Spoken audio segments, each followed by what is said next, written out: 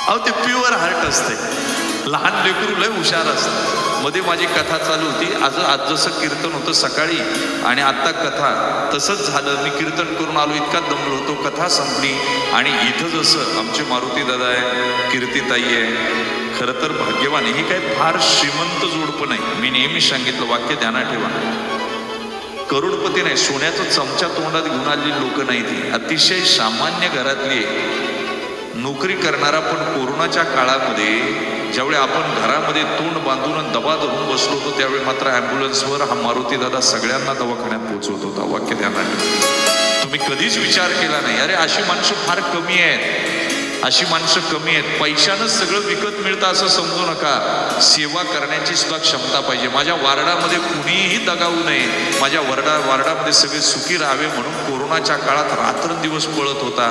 त्यावेळी बायकोचा विचार केला नाही, पोरांचा विचार केला नाही. वाक्य ध्यान ठेवा, काही दाम्पत्य श्रीमंत आहे असं काही नाही, सोन पण दातृत्व एवढं मोठं आहे का माझ्या वार्डामध्ये मी ज्ञान यज्ञ करीन, मी श्रीमद भागवत कथा करीन, विचारानं लोक चांगली करीन, हा विचार आहे. अरे एक सामान्य माणूस महापालिकेमध्ये नोकरी करणारा, मी नेहमी सांगितलं, पण इंग्लिश मिडियमची शाळा काढतो आणि तिथं जे गोरगरीब आहेत त्या पोरांना ॲडमिशन देऊन सगळ्यांची पोरं इंग्लिश मिडियमला शिकली पाहिजे याचा विचार करतो.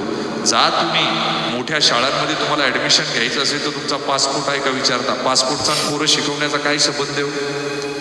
पण त्यांनी क्रायटेरिया ठेवला की तुम्ही रिच आहात आणि आमच्याकडे ती फील दिली जाते. हे पागलपणाचा कळस आहे. मी नेहमी सांगितलं, चांगल्या ठिकाणी माझ्या महात्मा फुले नगरमधल्या माझ्या वार्डातल्या लोकांना, पोरांना चांगलं शिक्षण मिळावं. इंग्लिश मिडियमला सगळ्यांना शिकवता येत नाही, मध्यमवर्गीय आपण सगळे, पण यांच्यासाठी इंग्लिश मिडियमचं स्कूल काढलं, किती स्वप्न मोठं आहे.